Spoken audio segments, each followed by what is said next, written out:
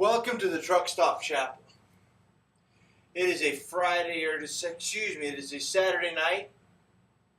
It is the 24th of April, and I welcome you here tonight to study the scriptures with me. Just so you know, I'm recording this so that I can show this to some professors at school. I hope you all don't mind out there tonight. I would like to open with a word of prayer. Jesus, I love you, God, and I trust that you will allow this message to reach the hearts of the men that I'm speaking to tonight, God, and I pray that you will keep them safe as they're on the road. I love you, God, and I thank you so much for the wonderful night. In your son's name I pray. Amen. I hope you all don't mind my coffee tonight. I enjoy drinking while I'm talking so that I can keep my throat wet, and it'll help me communicate better with you. And I'm sorry about my dog tonight. He's having himself a little bit of a conniption fit out in the car. But I'd like to preach to you tonight on James 3:13 through 18. It's a story about wisdom. And it's a story about it's a passage about two kinds of wisdom. If you'd like to open up the scriptures, you'll find James in the end of the New Testament, and if you'd like to follow along with me, you're welcome to.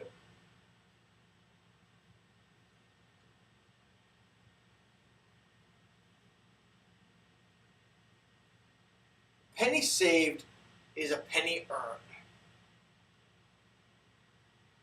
There are hundreds of sayings like this out there that are floating around in the English language. The modern wisdom is earthly and has selfish ambitions. The wisdom provided by the world is unspiritual and demonic. There are examples of wisdom as far as the secular society is concerned in our language and culture. But where do we, as Christians, turn for wisdom?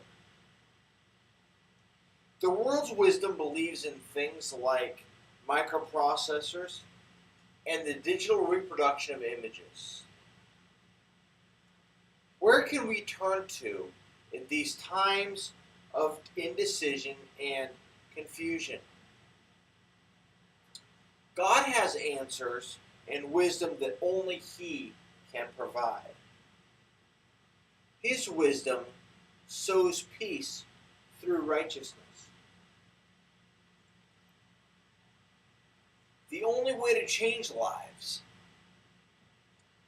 is to live righteously, and righteousness changes lives. The world's wisdom has produced many things. Inventions do not come with any inherent moral standing. Even weaponry like guns, tanks, and even nuclear weapons have no inherent moral value. Excuse me. The only thing that gives any object moral value is the way that we use them. As Americans, most of us have been lavished with comfortable surroundings. Of course, there are things that we want, but we cannot afford. The assembly line that Henry Ford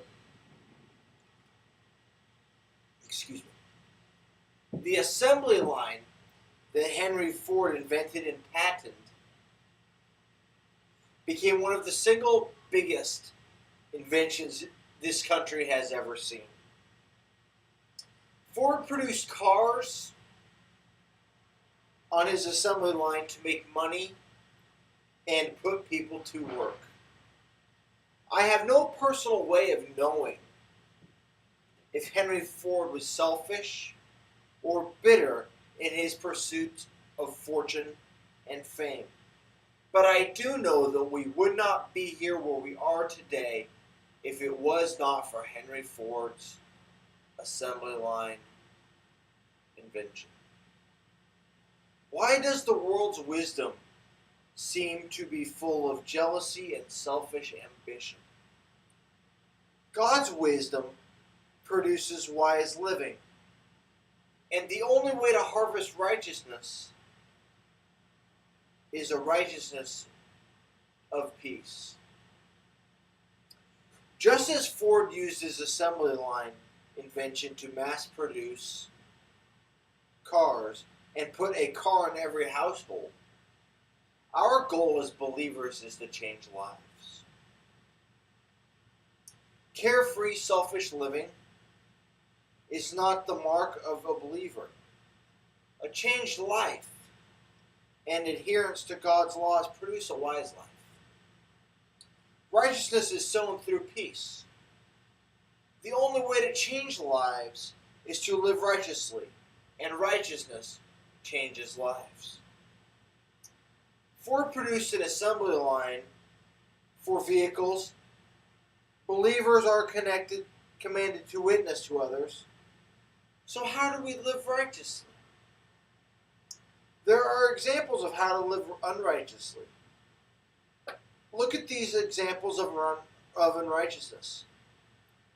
There is bitter jealousy among every businessman and politician. Yes, every person harbors a certain level of hate and discontent for the world around them. Every inventor wants to make it big.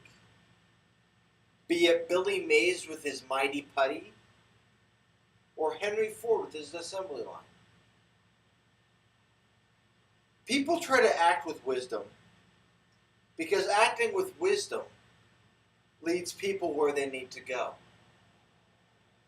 Leading people where they need to go does not mean manipulating them into believing something that is not true. Acting with wisdom means being transparent enough to allow others to trust and follow me. After all, the only way to change lives is to live righteously, and righteousness changes lives. Carefree, selfish living is not the mark of a believer.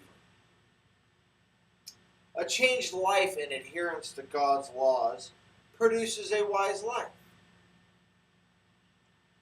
Living a life that is free of jealousy leads a person into a more wholesome lifestyle. With a selfless life comes a life that does not boast, nor a life that lies.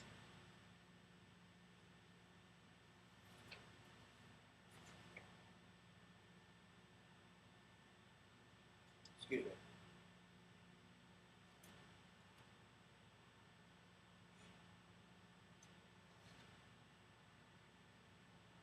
Having technical difficulties here.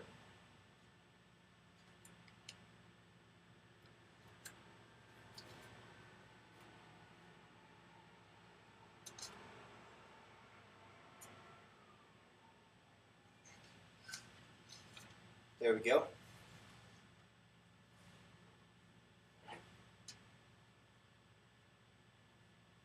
Henry Ford did not have to boast about his accomplishments. His inventions, the assembly line, spoke for themselves. Ford used his knowledge and work ethic to propel the automotive industry forward. The only way to change lives is to live righteously, and righteousness changes lives. How do people live wise and prudent lives? People need to start with a life that is pure. Of course, that does not mean a life without sin. Because if that is what it took to live a life full of wisdom, then there would only be one person able to live that sort of life.